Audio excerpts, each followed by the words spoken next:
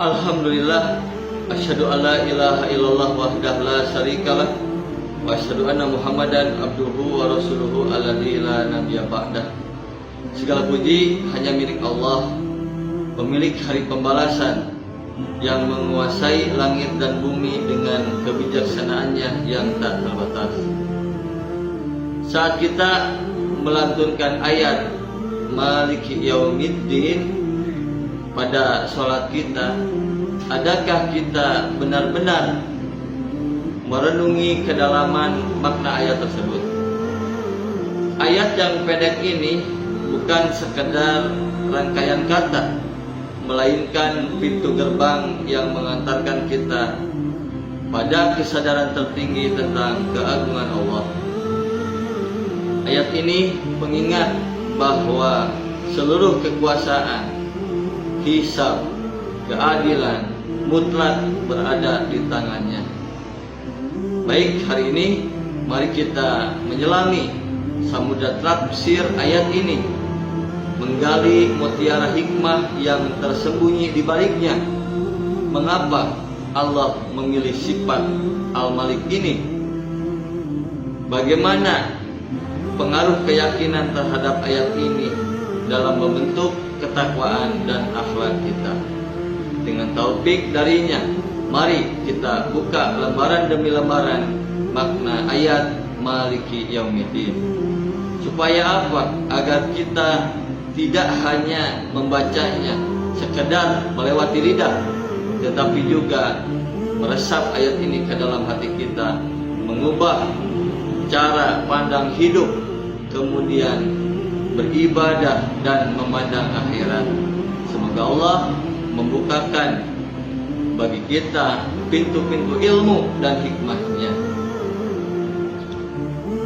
Maliki Yaumiddin, Maliki nahtun rabiun majrurun wa alamatu jarrihi al-kasratu dhahiratu. Yaumi, kalimat yaumi mudafun ilaih, majrurun wa alamatu jarrihi al-kasratu dhahiratu. Kemudian ad-din mudafun ilaih, majrurun wa alamatu jarrihi al-kasratu dhahiratu. Maliki Yaumiddin, saya kutip beberapa kumpulan tafsir dari Maliki Yaumiddin. Yang pertama dari Imam Tabari fi Jami'il Bayani. Di dalam Jami'ul Bayan beliau menerangkan Maliki Yaumiddin ay al-mutasallitu alaihi bihukmi, artinya yang maha berkuasa atas hari itu dengan hukumnya.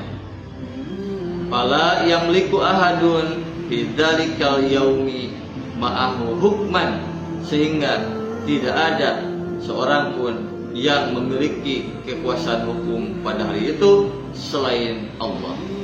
Boleh jadi kamu berkuasa di dunia, tapi maaf, hari itu adalah hukum milik Allah. Kemudian dari Imam Ibnu Katsir, qala Ibnu Katsirin fi tafsiril Qur'anil Azim, al-yaumu huwa yaumul qiyamah. Kata yaum di sini artinya hari kiamat.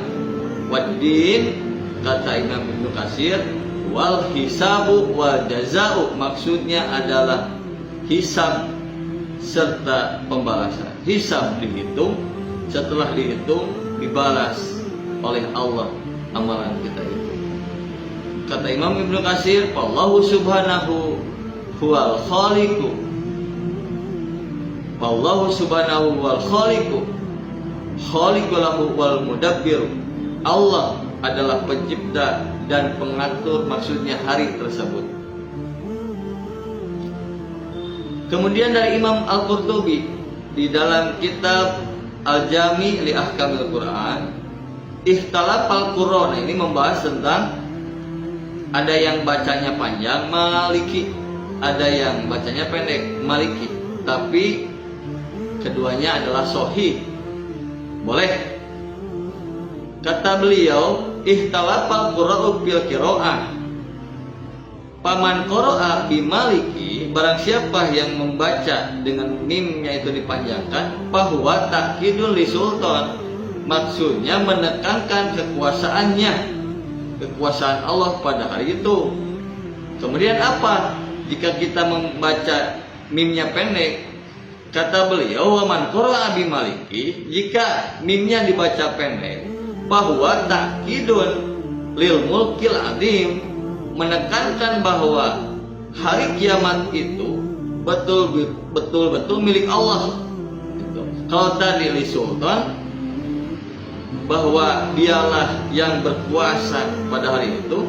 Kemudian kalau bacaannya mimnya itu pendek, lil mulki, nah, tapi keduanya boleh diamalkan.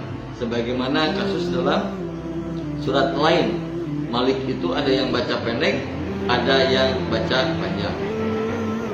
Kemudian jamaah sekalian, dalam kitab Al-Kasab Imam Jamakhsari, kata beliau, idza kana Allahu malika dalikal yaumil azim, bahwa malikul likulli syai'in, jika Allah adalah pemilik hari yang agung itu, maka dia adalah pemilik segala sesuatu. Nah, rahasianya kata beliau itu.